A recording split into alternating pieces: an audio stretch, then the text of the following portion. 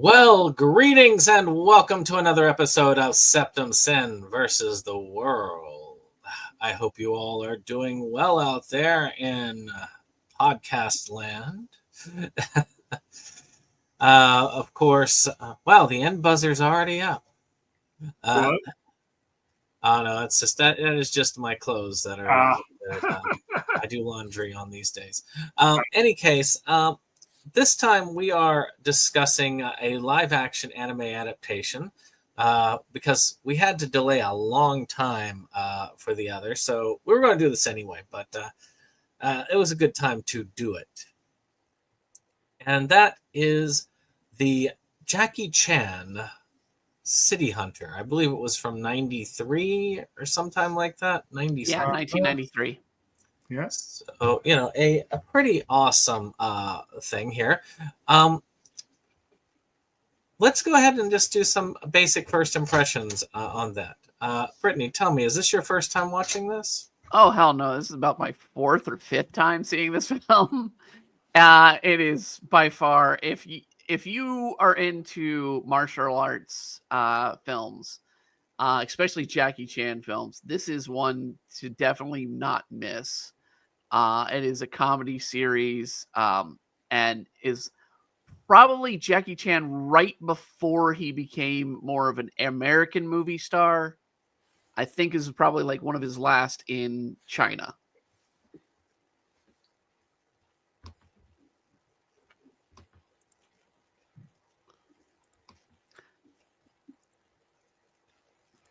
Should I go on?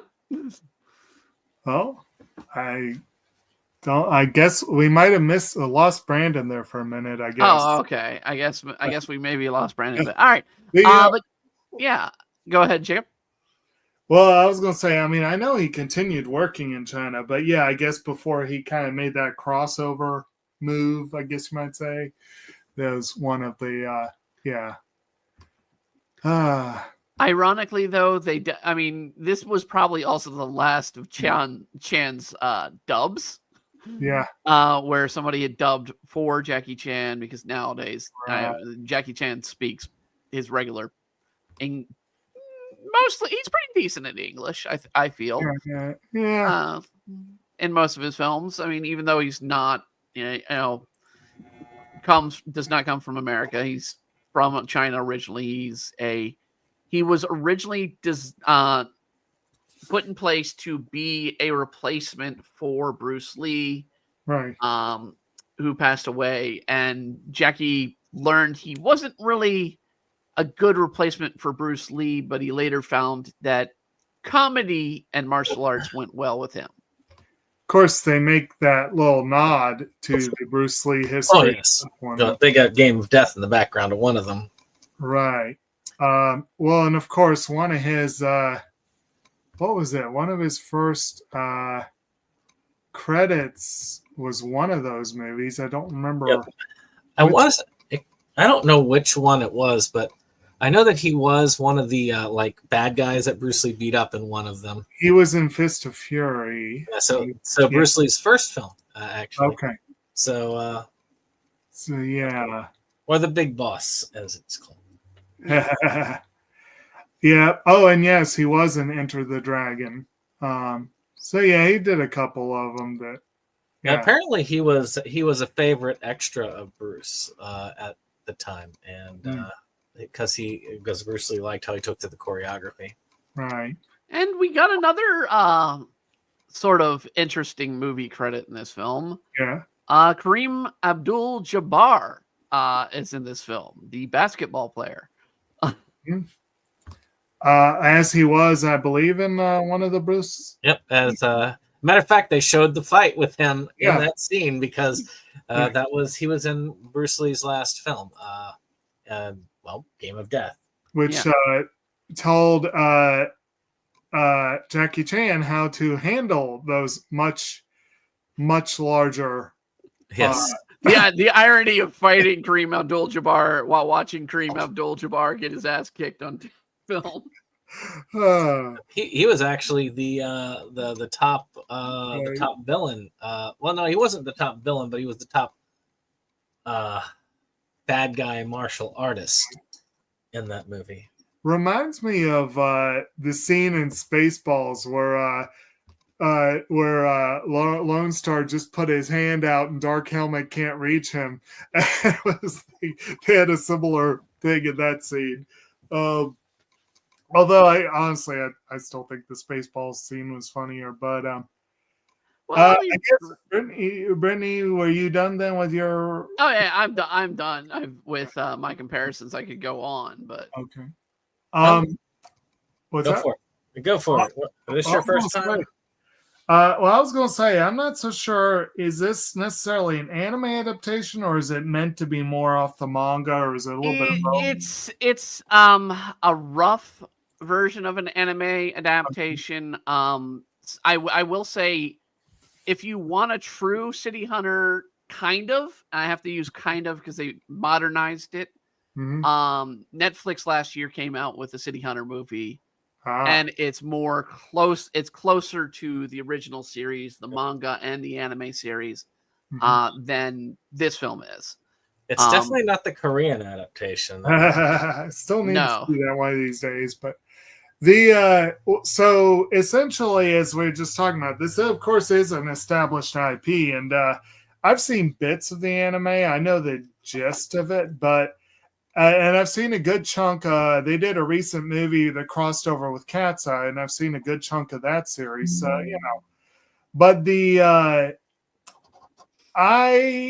was my first time seeing the movie, and it's been ages since I've seen any of the show, and it's interesting. Yeah. I can see why Jackie Chan apparently says this is one of his least favorite films he's done. I can see he probably was under contract. He probably wasn't excited about it. How this movie actually came to be was his fans in Japan wanted him to be in a movie, and they felt he fit the City Hunter role best. So they pushed it his direction. Yeah. Why he hates this film more than anything is because he had some of the worst injuries he's taken. I did read that. I did read that he definitely got some nasty injuries. And also supposedly it was a very rushed production, and a lot of it feels unfinished. And I think that it probably was partly unfinished. But it feels like, Brandon, a couple weeks ago, you came down hard on how sloppy a production American Wedding was. I feel like this was much sloppier. Well, I've seen much worse Jackie Chan. Yes. I've seen much better Jackie Chan films too. There's a billion of them. There's going to be back and forth. Right. And actually, Brittany, you were talking about how he this was one of the last major redubs. Ironically, now his biggest work in America seems to be as a voice actor. In the Kung Fu Panda films and the Ninja Turtle films, it's like. Well, the man's broken every bone in his body. Well, yeah, he stopped doing his own stunts. Right. Gosh, what was that one where he's with? It was one of the Rush ones Hour? where. Yeah, it was one of the Rush Hour films that he was like, "I'm done doing my own stunts." Yeah, I was going to say it wouldn't have been the first Rush Hour, but no, it wasn't the first one. I think it was the third one. Yeah, I'm not sure at what point, but that was when he stopped doing his own stunts. And you could tell, but I also don't blame him because a body can only take so much. Right, and he definitely. I understand in this one, he and a lot of his stunts here are not really him. But a lot of them are, and and he did earn those injuries from what I understand. And I will say, generally speaking, Jackie Chan he's a funny guy, and he is very charismatic, and I could see why they thought this would be a good fit for him. But I can also see why it's not a great fit for him. And so for me, I was kind of like, you know, and then there were other, like, I watched the dub.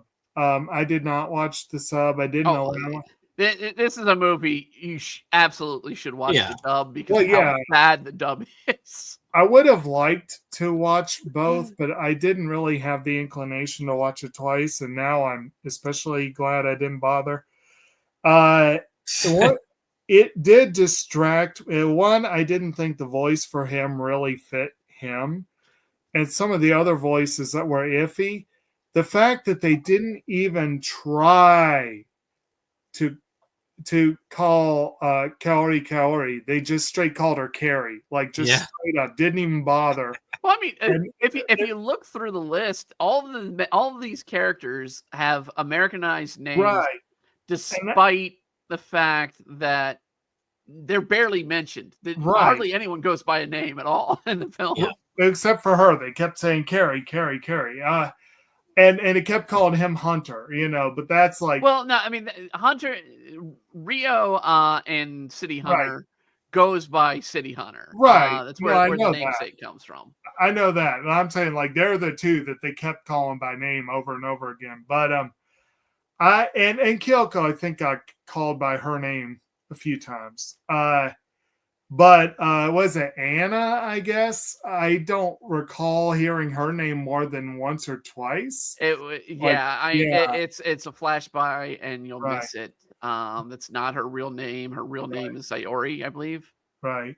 So basically there were, which is weird because Anna is a Japanese name. It's one of those names that seems to pop up in every language. Her real name's Seiko, excuse me. Okay.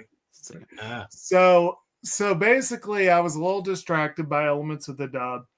I was a little distracted by how incredibly unfinished and unpolished and even cartoonish a lot, especially that Street Fighter scene. Oh my God.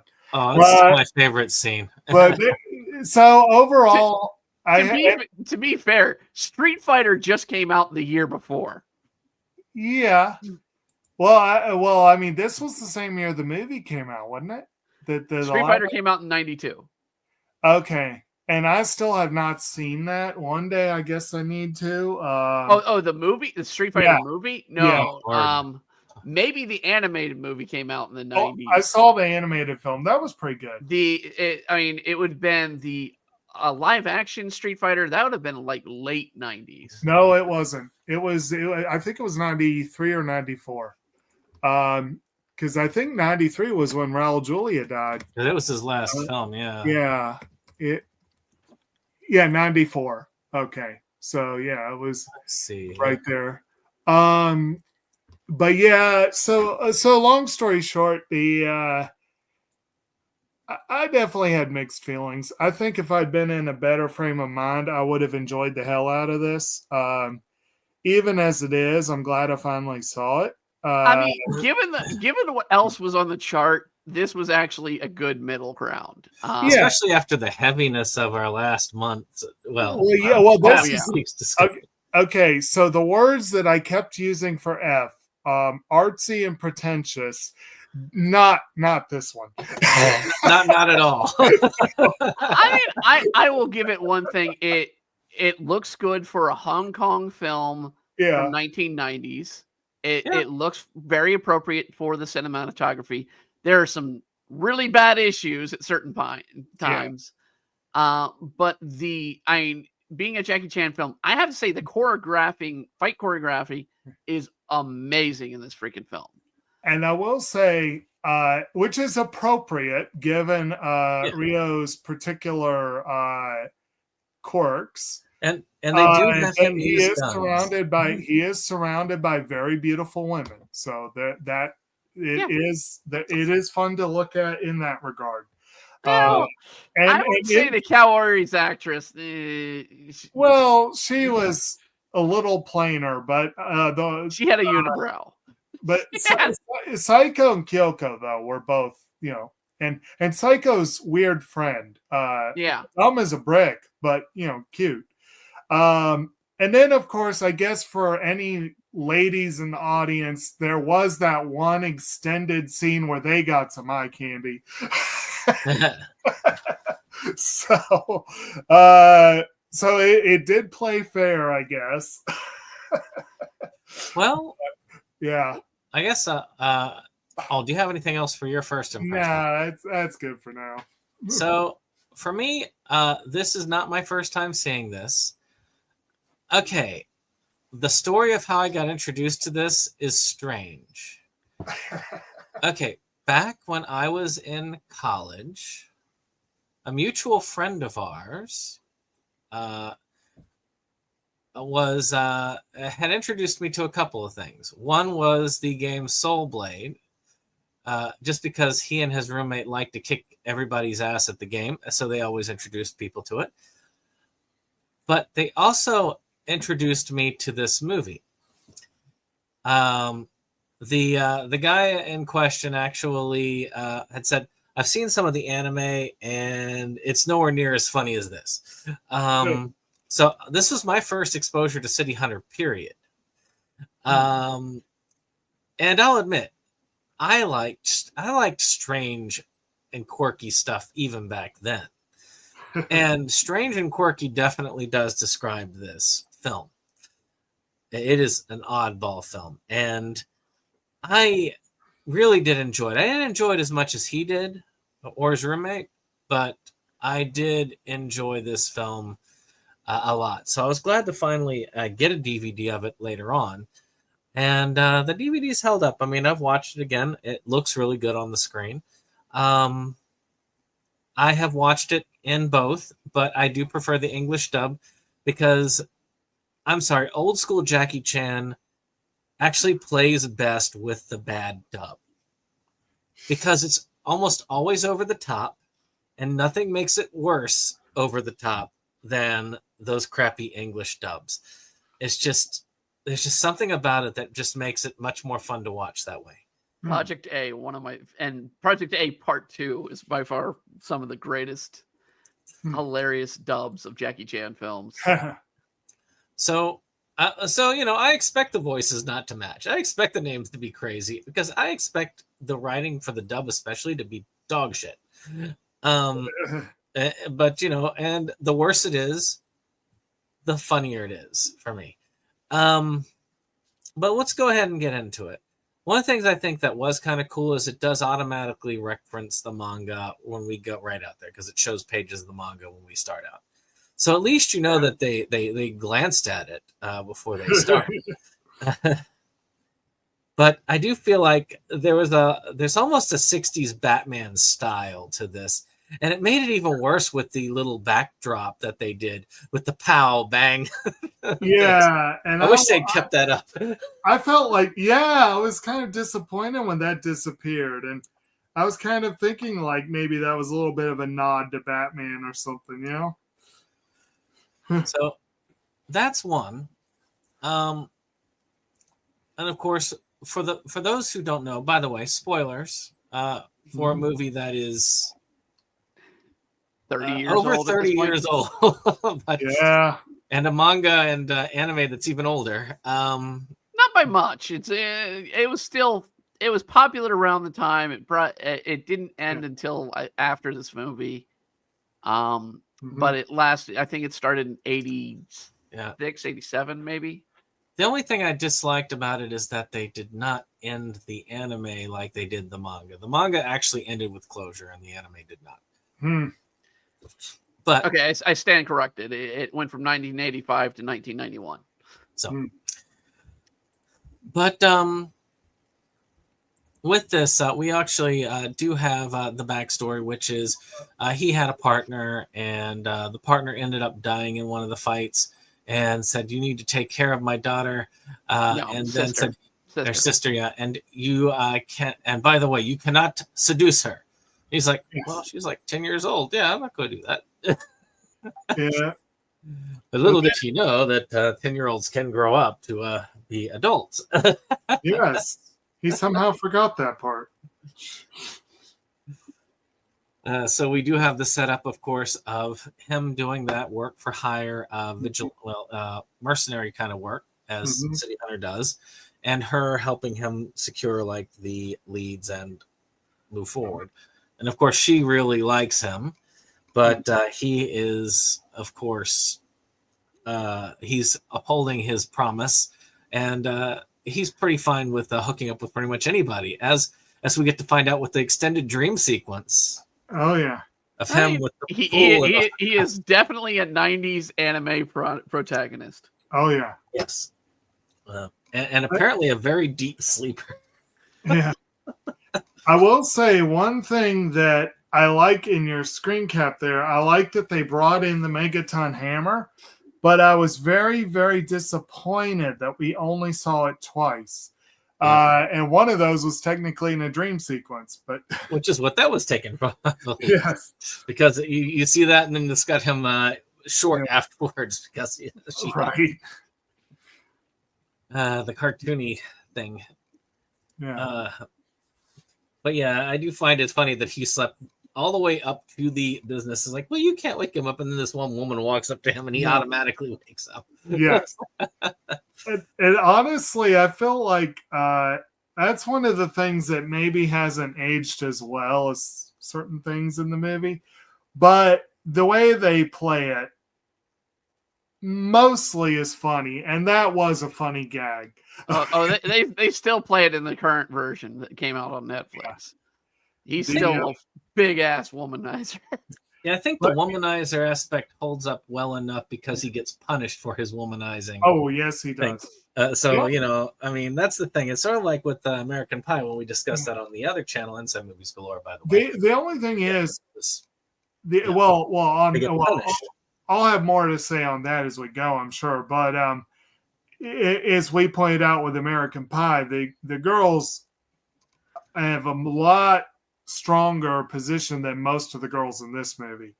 But yes, Rio does get punished quite a bit, so that's a good thing. But what was I about to say? I was going to say something. Well, the scene like the dream sequence, and and then later on where we have the reprise of it where he says, "I love being unconscious," and then like the part where she does everything to wake him up, and then another woman walks up and that's all that is needed. That's a variation on the typical gag of the gag of like someone will sleep through anything and then their alarm goes off and they're good. Which it can be very funny. But it reminds me a lot of like the scene in because there's a lot of Lupin the Third in this character. Oh, and what was it? The Secret of Mamo, where they like looked in his brain and it was all images of women. That was like everything, and so that reminded me of that. I need to do a full-on Lupin watch through. Which Lupin is on my long list. I was going to say for the long ass series, Lupin definitely could. The question is, do we start with Lupin 0 or do we start with the actual Lupin start?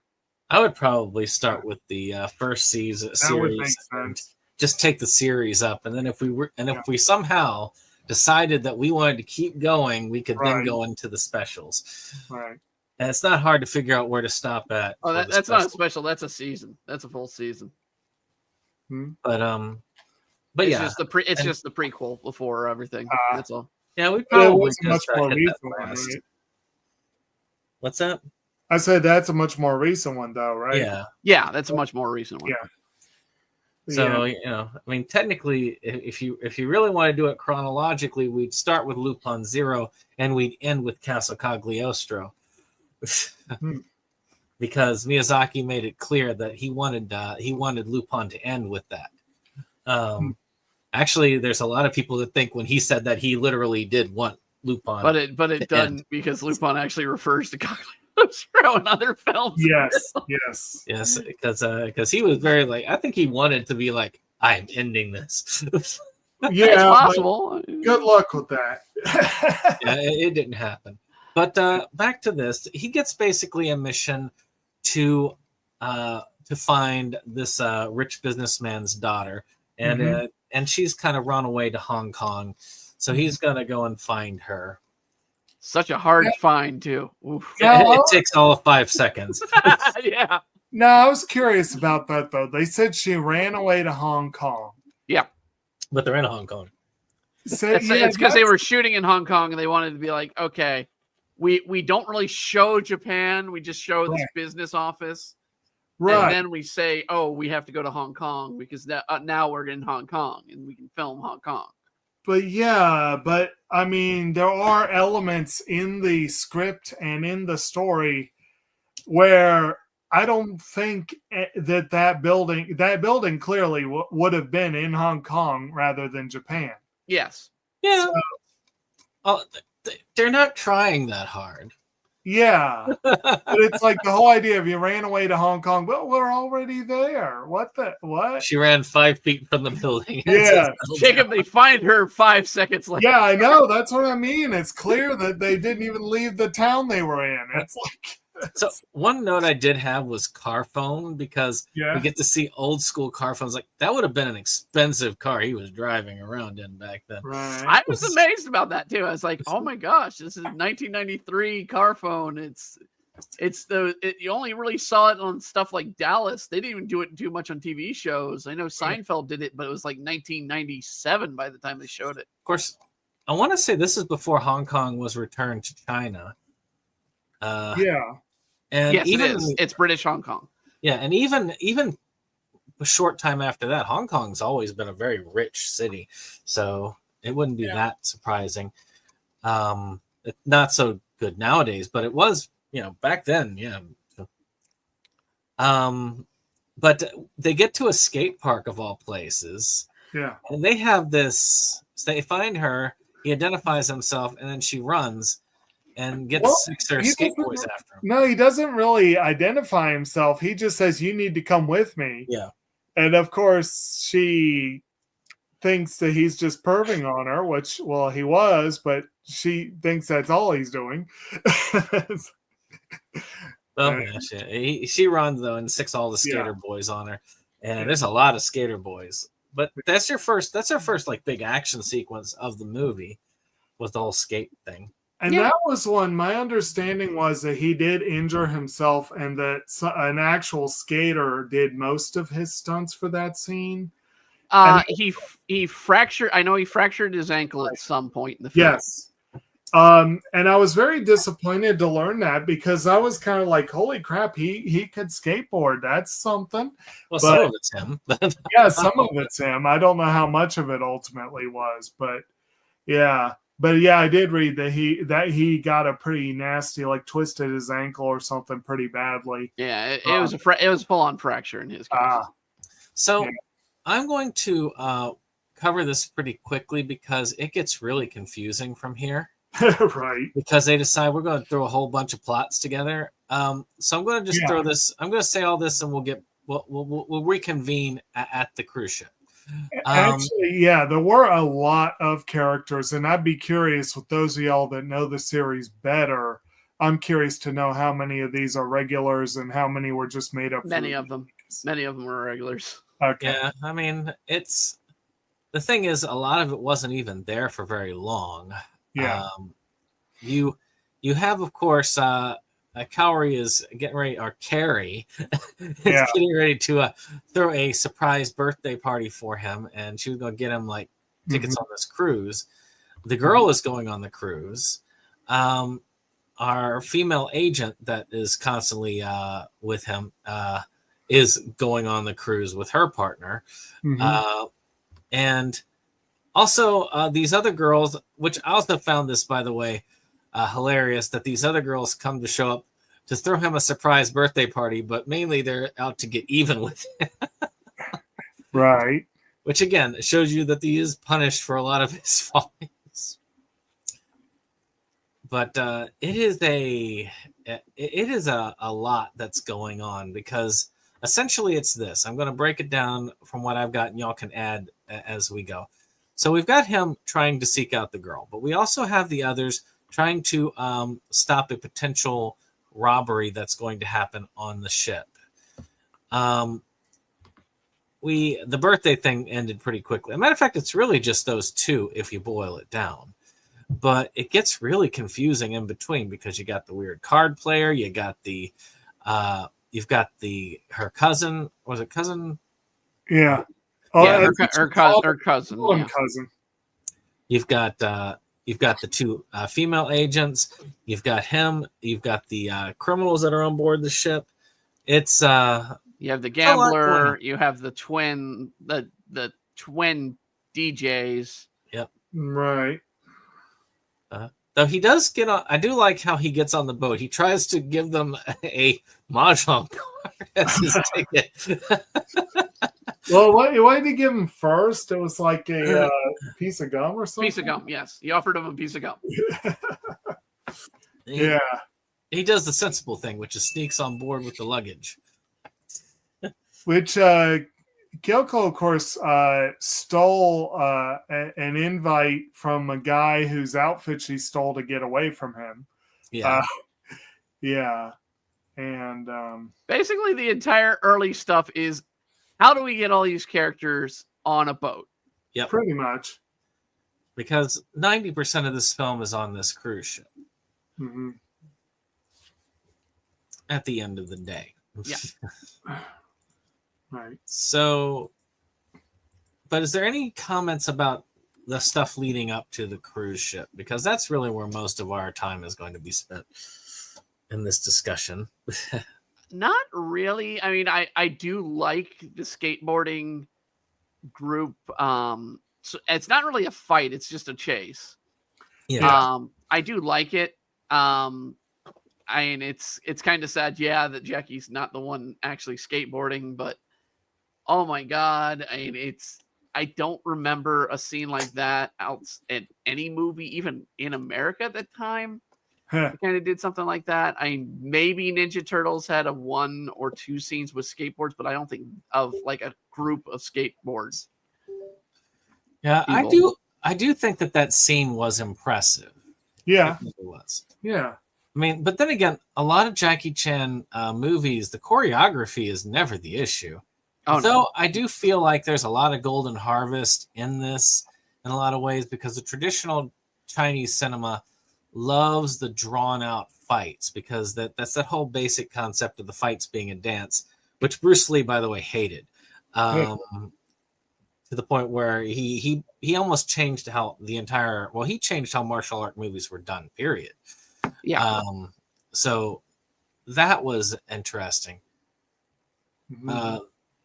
Like I say, my favorite moment from that part was just the girls deciding to come in there and throw him a birthday party to get even with him.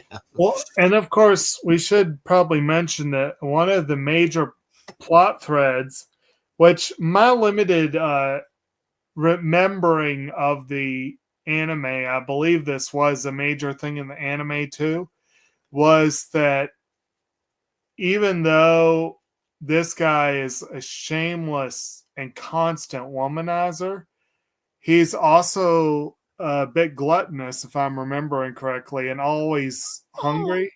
Actually, yeah, that's so kind of just this film. So they played that up because I remembered something about that, but I could be remembering wrong. Rio's really just he loves fancy cars. He loves women, and he loves porn to be one thing. Netflix got that one right. They had entire boxes full of porn that was being taken out. So in all fairness, it's not hard to mistake it because most shonen characters are prolific eaters. Yeah, yes. I was going to say definitely if you look at like Luffy or Naruto, Goku, yeah. So, Ichigo's the outstander on that one group, where he'd be like, "Oh, I'm just going to eat a normal food."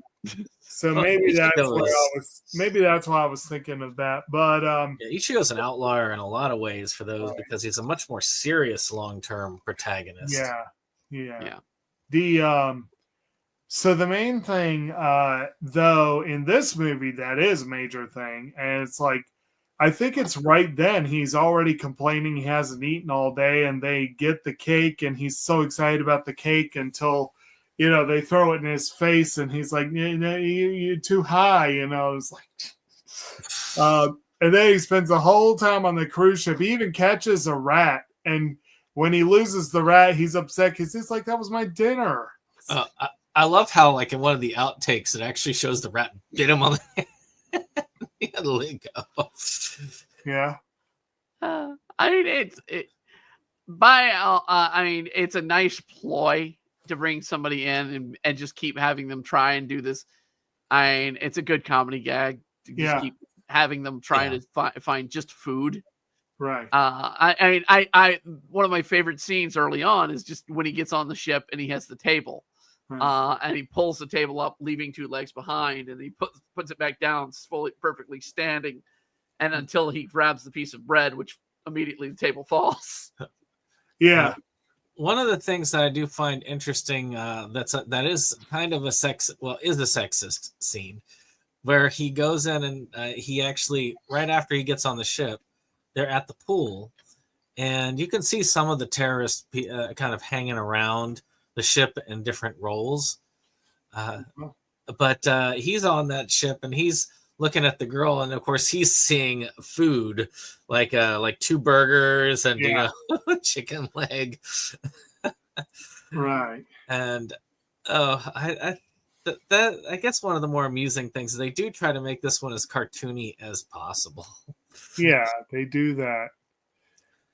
But the plot is all over the place in this. I mean, to be fair, City Hunter does get cartoony at points in original series. But the plot holds it together a little bit better than here. Yeah. Oh, absolutely. I mean, when it comes down to actual business, Ryu's usually serious. He's a gunfighter. Usually, he does know martial arts on top of it, but he'd be considered gun kata. In the sense of martial arts films, and that's sort of kind of missing here. They do give him a few times that Jackie can shoot, he still shoots with style, but it's not like Ryu's typical in the series. There is a little scene where he's running from the captain and the boat crew because, of course, he's a stowaway. He ends up getting up there, and then he ends up losing his hearing because of they blow the horn on the ship. He's like hanging out right there. And that plays into the funny part of it because he basically pisses off Kaori at him and causes that kind of rift as she ends up hanging out with the cousin to make him jealous, which he doesn't even notice. Right. Shoot, he can't even hear for it until they push him into the water. Yeah, he's constantly like, "What? What do you say? Huh? What?" Right. And she thinks it's just him being a jerk and showing selective hearing. And it's like, yeah. But they quickly switch over to this casino where they show pretty much most of the rest of the main cast, You've got they show the 2 female agents over there at the pool, but a lot of it's just showing everybody in place. Mm-hmm. And then they have this really strange musical performance that they stop for basically a music video throughout the for the two GAGA's musical performance. And I swear, it's like 5 minutes long, isn't it? It's close. It's pretty long. And it's just like, oh, wow, we're really padding the film with this song. Yes, this really, really, really, really long movie needs to pad its runtime. But I can't think of anything else to do. Let's do this. And they end up showing up late, and those 2 are just weird. They are weird. They're weird. They're the ones that also were the tech nerds, right? Yes, they're the tech nerds in the original comic series. Yeah. So that's why they do exist in the series. They do, just like the Gambler exists in the series. Is he the one credited as Gundam on the cast list here? Yeah, I don't remember if that's his name in the original City Hunter. I'm looking at the Wikipedia for City Hunter, and I can't get that name. or that character listed. I'd have to go through like a Wikipedia, a wiki of the series. Okay. Actually, IMDb says Gundam is the alternate name. I guess the original name was Kotetsu. Kotetsu. Okay. Yeah, I Oh, still yeah, don't have them listed. Yeah. Because I don't have the twins Okay, I listed remember either. the name. But, Okay, yeah. Yeah, he was a much different. He looked kind of different though in the anime, from what I remember. Yeah. But that's the other thing is my memory of the anime is kind of foggy because I haven't watched that anime in ages. I watched it all the way through. I will say if someone is looking to watch the series, the original series, you have the ADV and you have I think Gynax took over some later. Yeah. They are available on Tubi. They're shown all over the place as one of the cheaper animes to watch on freebie, sort of actual Sadly, legal freebie stuff. A lot of it is out of print if you're trying to get physical. Yeah. Didn't Discotech come back and put it all back in print? Yeah, but now a good portion of that's out of print. Oh, of course. So, I remember for a minute there, a couple of those seasons were expensive. Oh yeah, I had hunted down all of the DVD releases, and then I've replaced them since with the Blu-ray. But the City Hunter 2, City Hunter 3, and City Hunter 91, which I do find funny that I was like, well, why not 4? Is it 91 or not? I thought it was 97. Nope, 91. Okay, maybe I don't know why I was thinking that. Whatever. There's also several movies / specials. Yeah, I know I have a couple of those. And then they did release one new one not long ago. So the creator, I do want to give a knowledge to the creator. So Tsukasa Hojo is the creator. Mm-hmm. This was a shonen that was in Weekly Shonen Jump. So this is a Jump series. And there was a spinoff called Angel Heart from the series. Okay. I am a fan of him. Another series he did, Family Compo, that I feel is a really good series. That's a little bit in the sort of Maison Koku vein, but a little bit of more of a weird family twist. So, and again, also Cat's Eye, which is a fun series too. Yeah. One of these days, I need to finish it. But yeah. Well, so I guess we'll get back to this. Yeah. So of course the terrorists do come in and take over. Well, terrorists, thieves, whatever you want to label them for this at this point. Yeah. There's kind of a little of both because they kind of label them as thieves, but they act more like terrorists. They even refer to themselves as terrorists. I mean, they are trying to terrorize the people on board, but they want to take the ship to Thailand. So, but they are basically there to rob everyone. So really, you could take your pick, I guess. Yeah, they noted how many millionaires were on the ship. Yeah. Their motives were varied, though. It's kind of weird. I mean, like they were just killing people at random, and they didn't really have a plan of escape. So they were going to travel to Thailand. Yeah. Yes, but taking a cruise ship to Thailand, there's plenty of time for the Chinese Navy to come. Yeah. It's flawed, to be sure, but you know.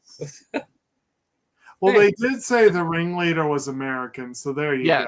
Yes, the ringleader. Well, I mean, I think most of the terrorists were supposed to be American, right? That they were former military members that had gone rogue. So it's the typical. If you ever watched 80s shows like A-Team, you'd have the military always be almost always American, but it'd be like some slash off group. You know, no longer so associated with the military. Right. Well, we make good bad guys. Gee, I wonder what. Yeah, I wonder. It's almost like we dropped a bomb or two. Yeah. But, this leads to a lot of confrontations and a lot of silliness as we go. I mean, we have, let's see here. What do I have here as my notes? Well, we do have, we should note that Kyoko ends up staying in a room right next to the terrorists and ends up overhearing a good chunk of their plot. So that sets a lot of it into motion there because she's trying to get help. Yeah. It doesn't help that they also find out that she's the daughter of a Japanese media person, right? Mogul. So, I mean, basically a Rupert Murdoch of Japan. She basically tells them that in an attempt to save Ryu. Yeah. Yeah. Because even though she was running away from him, once he stands up for her, she's like, "Oh, this guy's kind of cool." Yeah, because then she understands what he's there for and all of that. Yeah. Wasn't it the theater sequence where? Yeah, she warms up to him after the theater sequence where we have the fight with Jackie Chan and Kareem Abdul-Jabbar. First she gets betrayed by was it the ship captain? Well, it wasn't the captain, but it was like the first mate, maybe, or something like that. Yeah, because they killed the captain.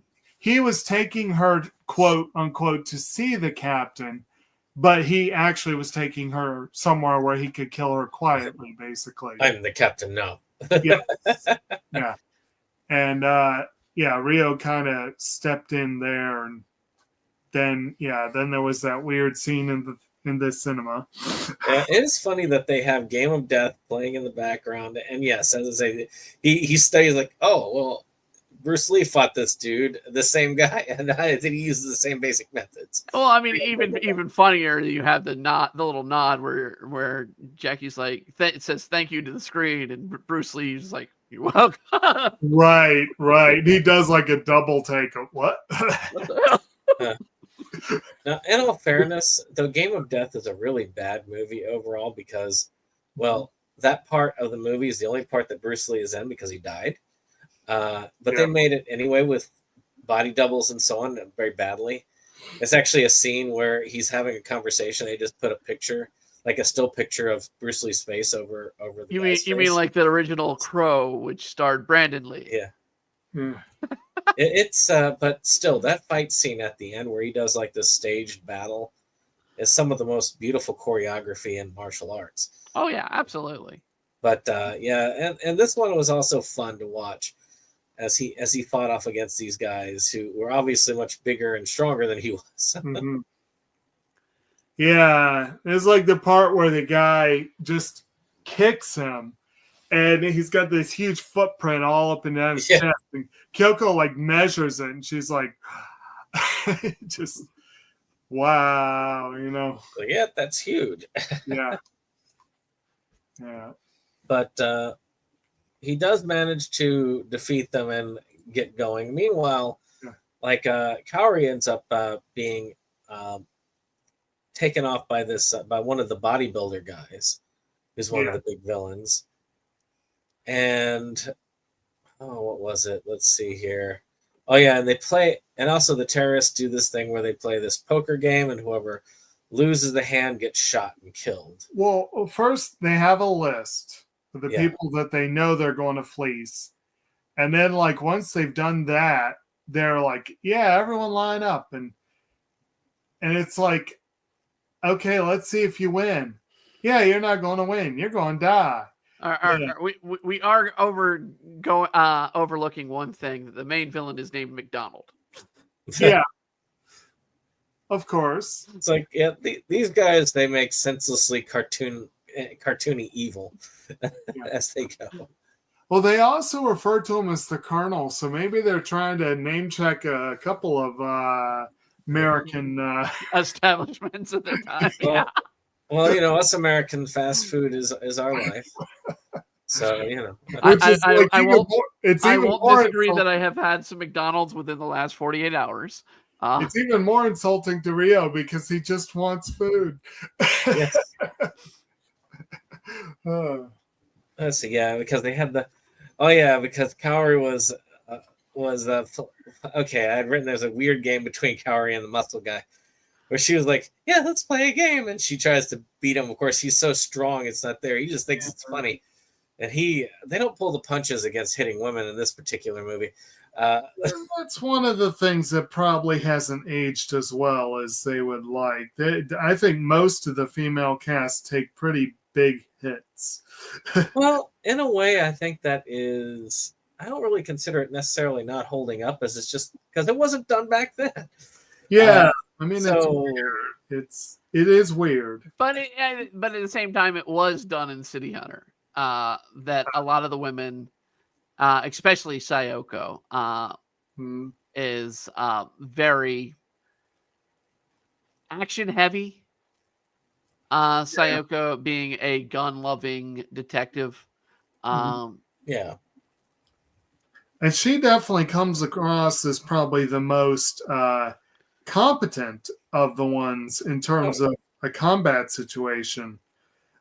She holds her own pretty well. Most of the others, not as much. Yeah. But yeah, that whole bedroom scene, which of course Jackie Chan gets there, and it leads to that long fight between him and the muscle guy. And it leads to one of the most recognizable parts of this movie. The most memed.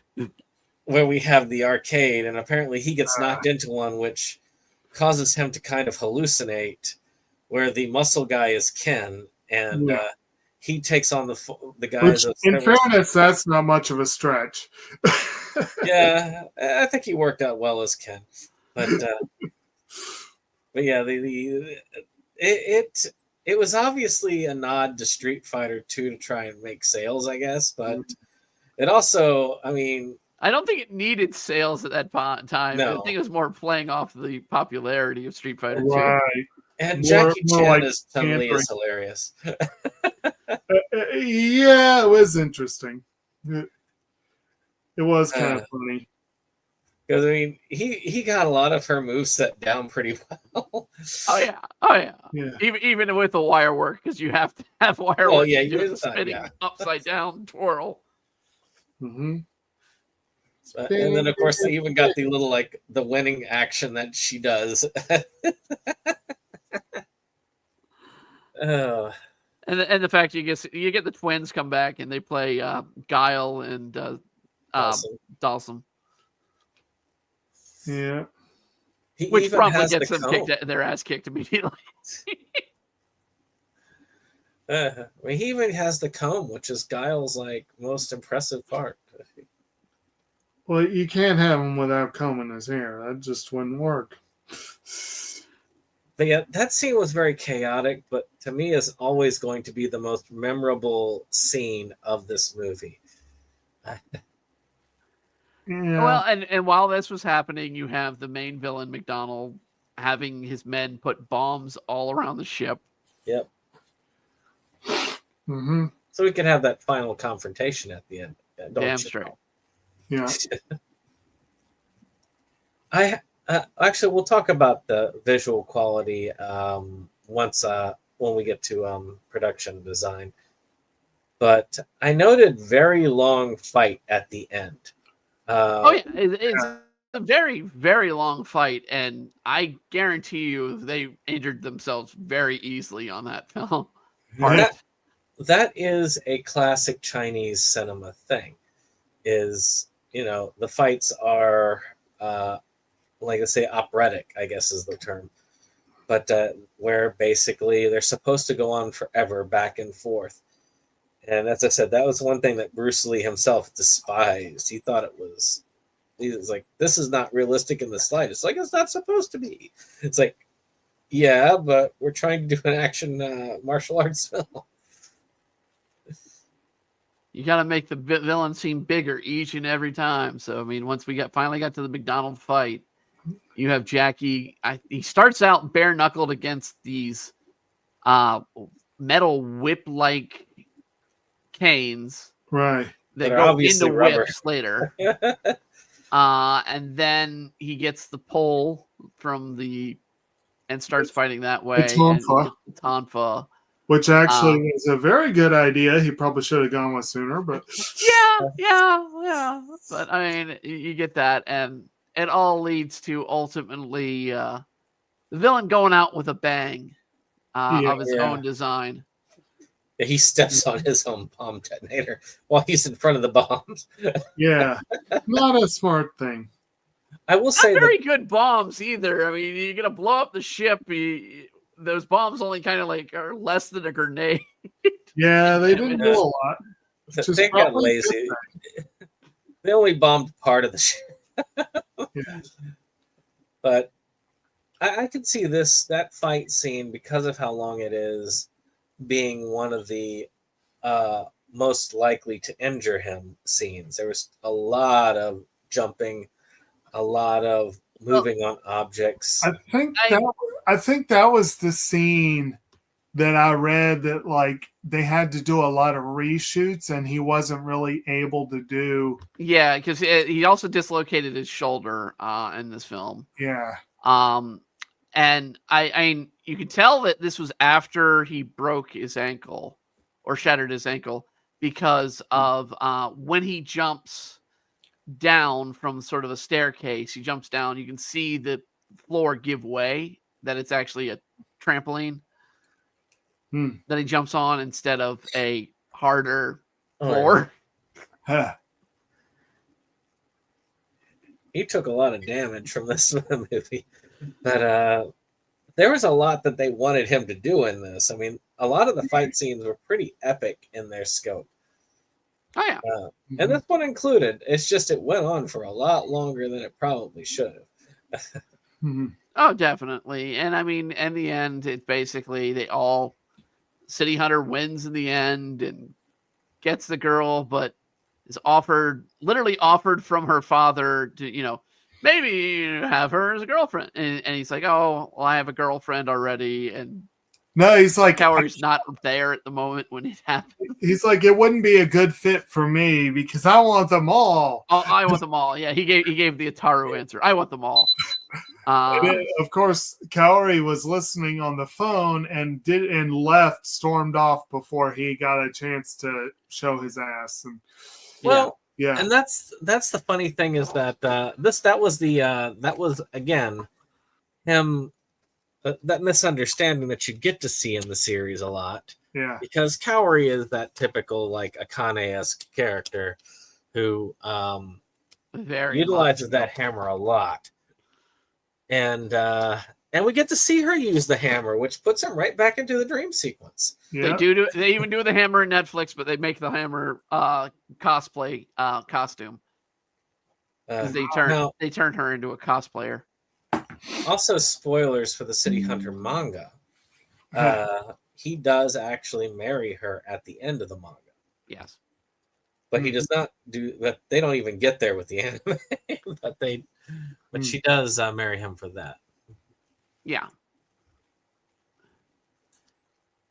So it's kind of like in Earthsights, or you have Ataru who wants all the women. He does eventually end up with Lum in the end, and that's even though Ataru will forever lust after every woman in the world.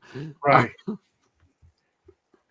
Yeah, but Ataru and Lum are like perfectly matched because someone that over the top lecherous to the point that the thing no is, one can defend his actions. I found this out recently. Yeah. That Ursa Yatsura, Lum was only meant to be the main character in one chapter, and this is only supposed to be 5 chapters long. Right. It's supposed to be Ataru goes after a different alien girl each time. Which he does. But the idea that, what I was going to say, like, it's perfect karma. That someone who's that over-the-top, lecherous, can't keep it in his pants, has to be attached to someone. And the reason to kind of bring up Ataru and Lum is because very much that set the standard of this relationship of Kaori and Rio. Yeah. So I mean, it's based very much that kind of relationship was what built this group, Right. this couple together. So I mean, and we saw it. You see it in other anime. I mean, it goes all the way up to Dandadan, which was the popular anime this last season. You have sort of that relationship with the two main characters a little bit. It's a little more forgiving. I will say Dandadan, there's not that much abuse going on. Well, not like her abusing him. He gets abused. They both get abused pretty badly. It's just she's not the one doing the abuse. It's just everything else abusing. The poor guy. It's the aliens and the ghosts. It's all the aliens and the ghosts. And what they do to him as far as his stuff all the time. His gintama. They literally take his gintama. His golden balls. But that was the movie City Hunter, and in a way, and one thing I did note from one of the things I'd watched was that they chose to end it in a pool because it was their own little comedic take on James Bond, ending on water. Yeah, that makes sense. Which is kind of hilarious in its own way. And I would not be at all surprised if Rio is partly inspired by Bond. It would not. I guarantee you he is a little bit too. I mean, there's no doubt. I mean, you have an infamous character like James Bond from the 70s all the way to, current day. I don't know what they're planning for the next Bond film, but I guarantee you there's gonna be another Bond film. So it's essentially, I guess you could say they took James Bond, Arsène Lupin III, and Ataru, and threw them in a blender. Yeah, essentially. I mean, it's.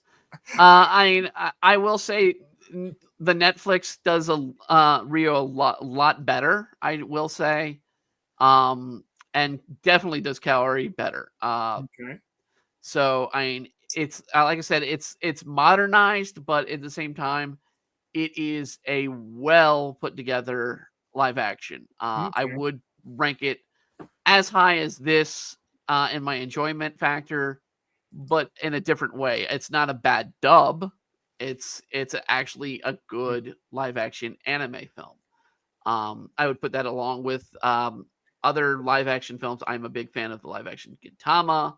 I'm a big fan of Golden Kamui's live action that Netflix also did last year. So we can actually leave City Hunter. There's two other City Hunter series. Well, there's that movie for Netflix, and then there's also the Korean series. Yes, so we have more live action we could hit with City Hunter. Right. But I figured we can start chronologically, and this is the first one. Right. So I think there's another Chinese film actually. Yes. It's just really, really hard to find, I'm guessing. I've noticed that when I was doing some work on Netflix, on IMDb to try and pull some info. But with that, let's talk production design. Now, I did notice that there are some muddy scenes. I don't know if they are muddy in the streaming version. No, they are. They are muddy.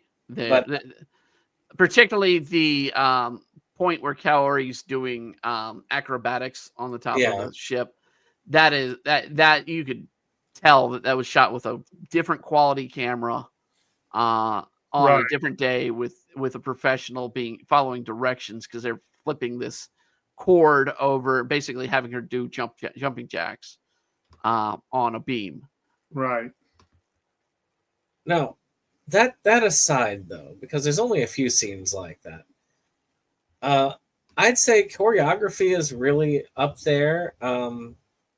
And I thought, oddly enough, makeup and costume design was pretty decent and on point, especially with the Street Fighter stuff.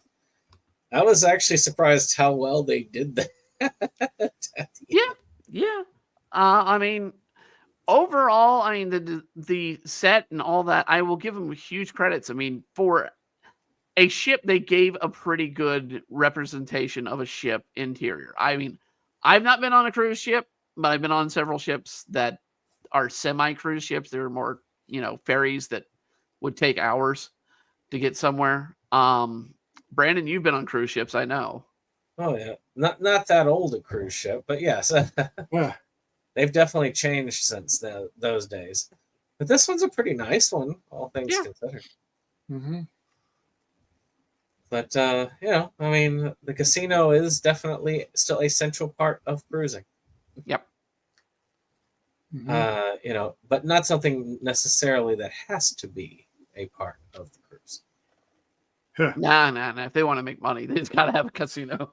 Oh, I mean, it's still central on the ship, but they've made it so you no longer have to walk through that. You actually have to go downstairs to the casinos. Probably depends on the ship, but yeah.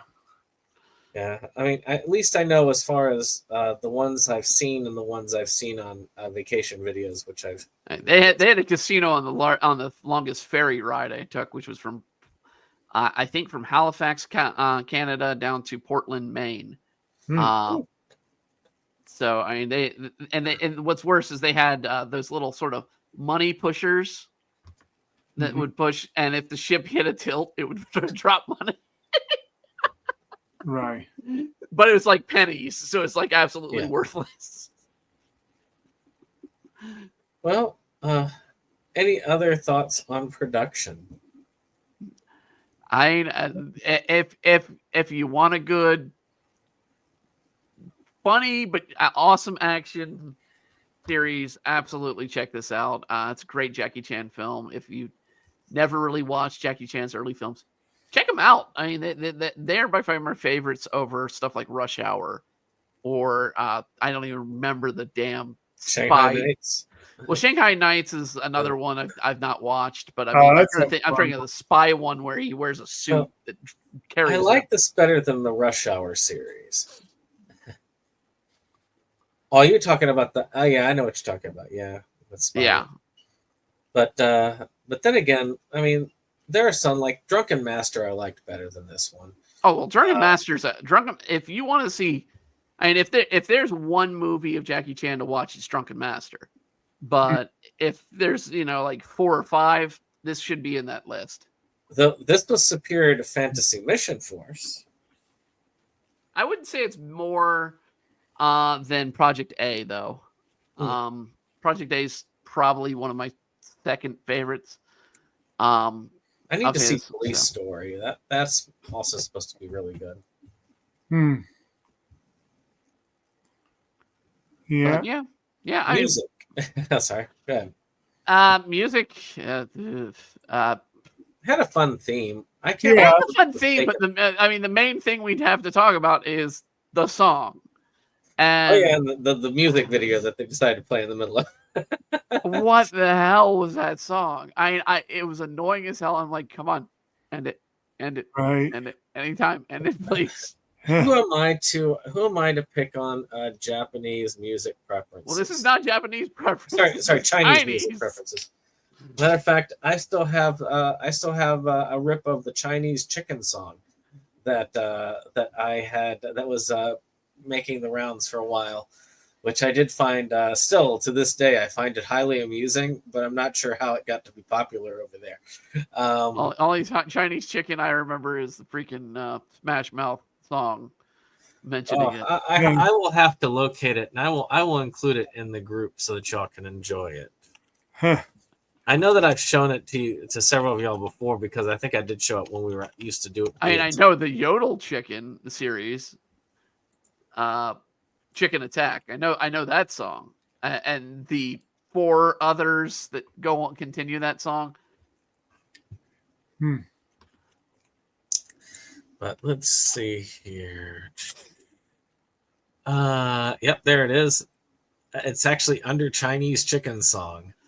But so yeah, if y'all want something amusing to watch, type in on YouTube Chinese chicken song, and you will have some fun with that. But for a Golden Harvest film, it's not that bad.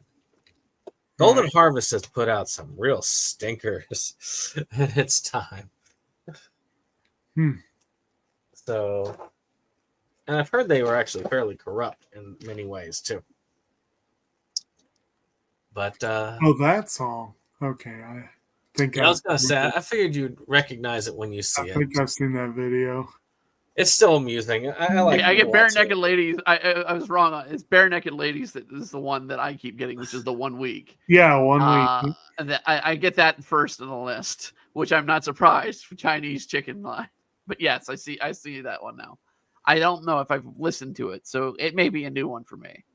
Hey, if anything, it's an amusing listen and watch for the video for one at least once. Yeah, Maybe no more than once, but once at least. Mm. Well, I guess that's all except for just wrapping up things at the end. So, well, why don't we say, of course, favorite scene, of course, but what about what is your favorite comedic animation to live action adaptation? Doesn't have to be Japanese. It can just be any animated adapted to live action that you found fun. Can it be comedic if it's not intentional? Yes. Okay. So, well, why don't we start with you, Brittany? Favorite scene and well, yeah. All right, favorite scene is going to be by far the theater scene.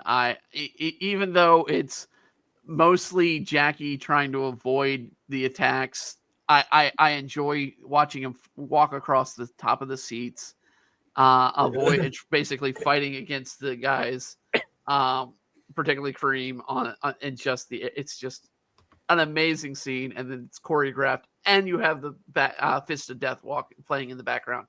It's just nice to see. Comedic. I have a true comedic one, and I have a one that's unintentionally.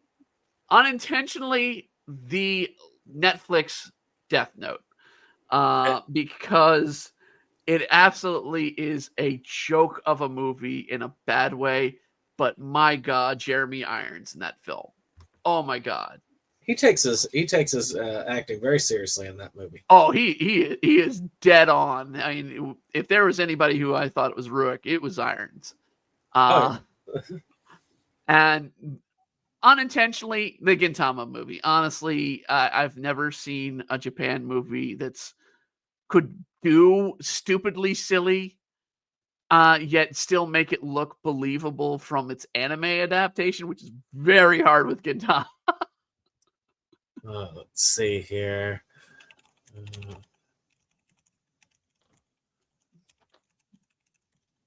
Oh, no, never mind. I was going to ask you. I was like, well. So, Jake, favorite scene and favorite, well, live action adaptation, funny live action adaptation. I'm not 100% sure favorite scenes, but I guess maybe the appearance, especially the second appearance of the Megaton Hammer, I just loved seeing that done. There were a couple other good parts, but I guess I'll go with that. You're saying a live action adaptation from animation that was quite amusing? That was funny. That was funny. Yeah. Oh,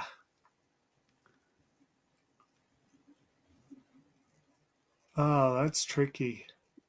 It is. It is. There's a lot that are bad, and there's some that are good. Yeah. Like as far as unintentionally funny, I mean, there is some humor to be had in how horrible the Dragon Ball, not the American one, but the old Japanese one. You mean the Chinese one? Chinese one, whatever it was. Also Chinese, yeah. Or what about the Great Horror Family? You like that one? Hey, the Chinese one is by far better than the original in America. Oh, you're right. That wasn't a live action adaptation. It was just, it felt like a live action adaptation. Right. Oh, geez, this is tricky. I'm sure I'll think of one later, but like in terms of like unintentionally funny, but actually enjoyable if you go in it with the right mindset. Well, would you consider you're thinking based more off of like cartoons or animations rather than video games, right?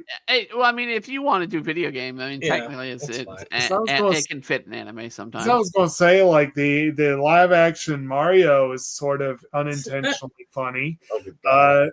Yeah. But A yeah, lot of fans screamed and died at that film. yeah, I can't really think of anything right offhand. But Well, I have to run real quick anyway. I'll be right back. Okay.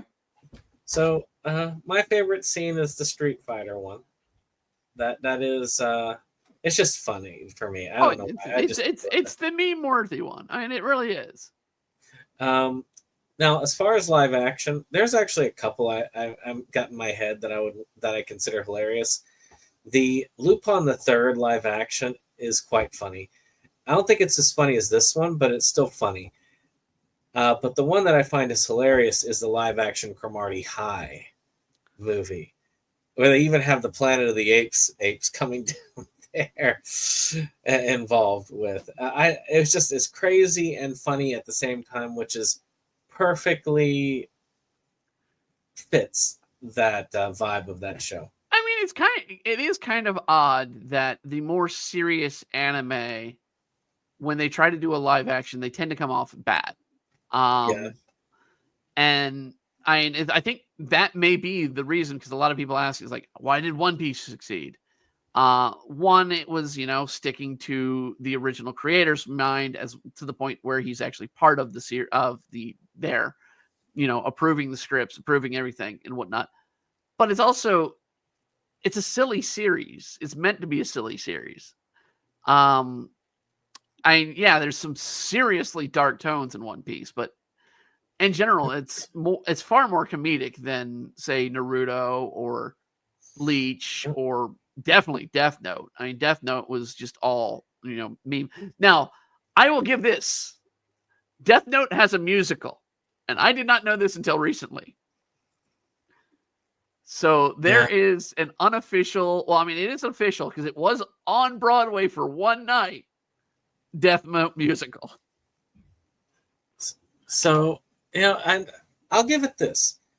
One Piece live action did one thing I didn't think possible, which is it actually got me to like Luffy as a character. I still don't like the one in the anime, but for some reason they changed the character just enough in the live action to make him likable for me. They brought a little bit of him in the current scenario. So everything from this time skip, a lot of people who I've heard get into One Piece later, they like Luffy from Marineford on. And it's mainly because he's becoming more of a character that they can identify with, or, that kind of character, cheerful. When was the hero thing? I think the hero thing was still before Marineford, though, where he gives this infamous line of, "I don't want to be a hero because heroes don't get to eat the meat. I want to eat the meat." I mean, it fleshed out Luffy more because after Marineford, we actually see Luffy's past for the first time.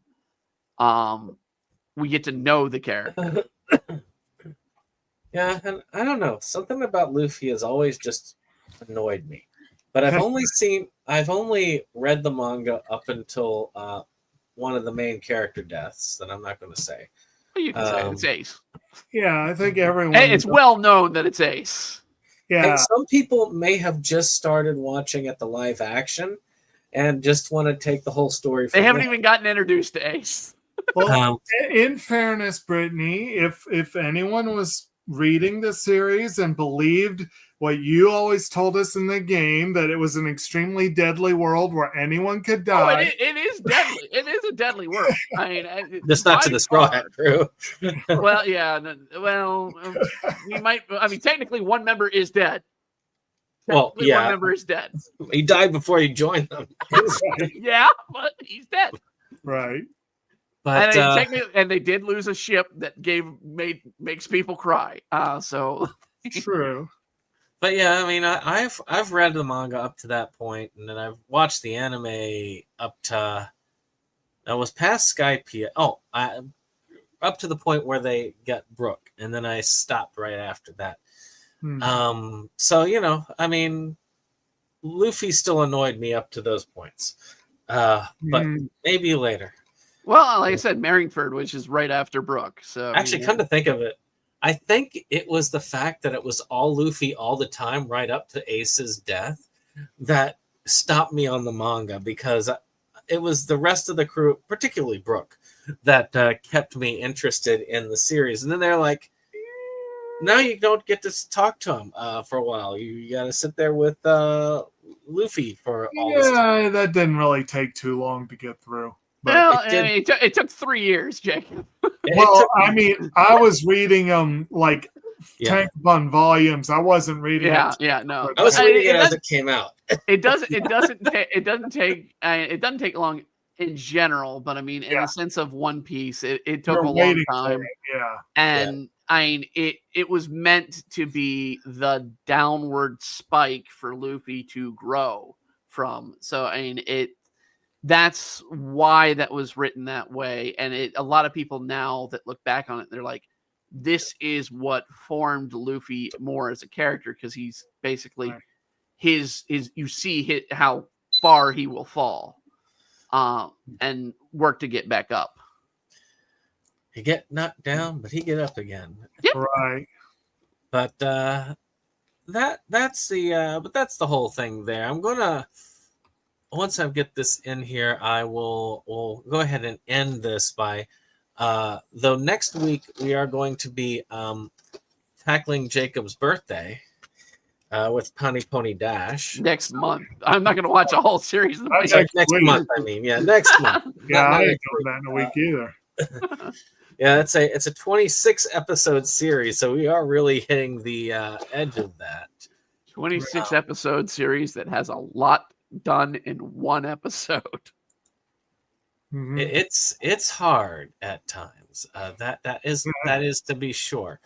So, essentially, though, what we're going to be doing, as funny that we've been discussing this amongst ourselves so much, I haven't really made any statement to everybody else out here that might actually watch. We're planning on trying to tackle some longer series, but the problem with longer series is, well, they're long. So our plan is we're going to randomly select from a very long list.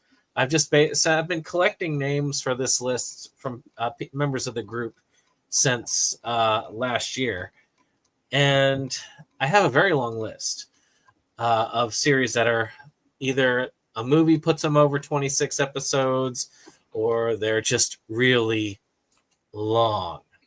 Mm-hmm. So we're going to just tackle some of those series, and we're going to cover them as long as the group wants to cover them for.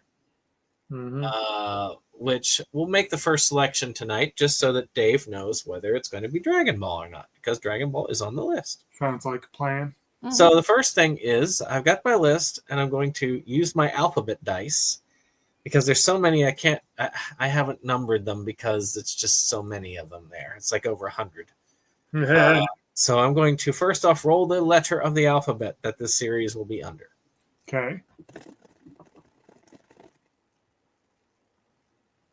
It is Q.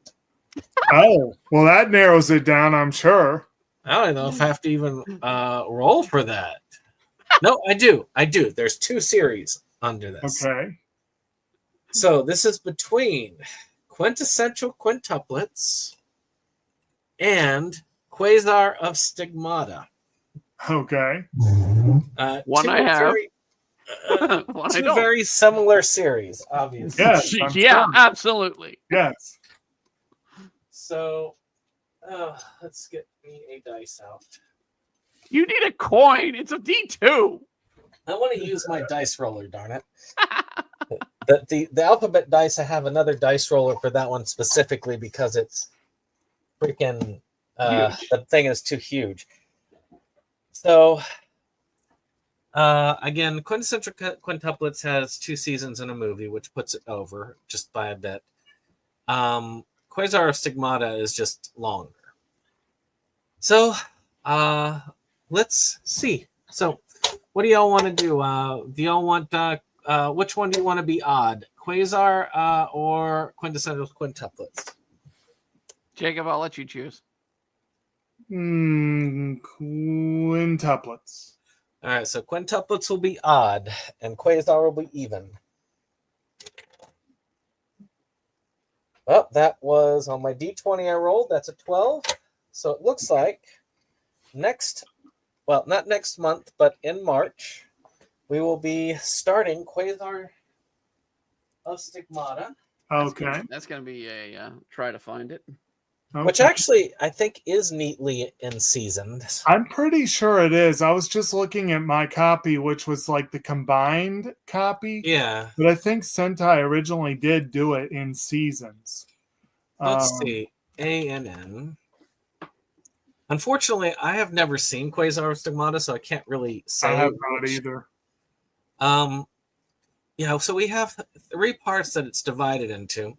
Okay. Part 1, Part 2, and the OVA, theoretically. Okay. But the OVA is a side story, so we don't really have to cover that one unless it's like included in there. Then we can just add it on. So yeah, what we can do is in March, we can do season 1, which is 24 episodes. Then in April, if we wish to continue the series, we can hit season 2, which is 12 episodes. And if the OVA is included in the sets, then we'll hit the OVA as well. The set I have has 37 episodes, so I would guess, I guess the OVA is... It's probably in there then. What, about 3 episodes or something? No, well, let's see, 24 plus 12 is 36. So 1 episode for the OVA, so 37. There you go. Oh, okay. So yeah, I mean, yeah, the OVA isn't going to be taking up a lot of space on this. It's just going to, we can probably just add it to season 2 and it'll be 13 I was going to say. So yeah. So for our first long series, it's actually one that we have that we could finish relatively easily.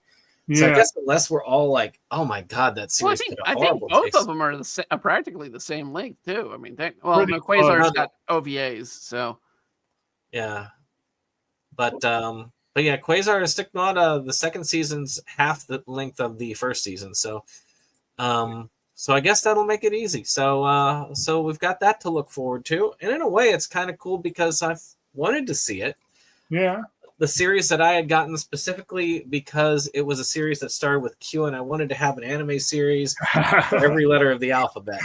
Right. Which I do have. I do have an anime series for every letter of the alphabet. Right.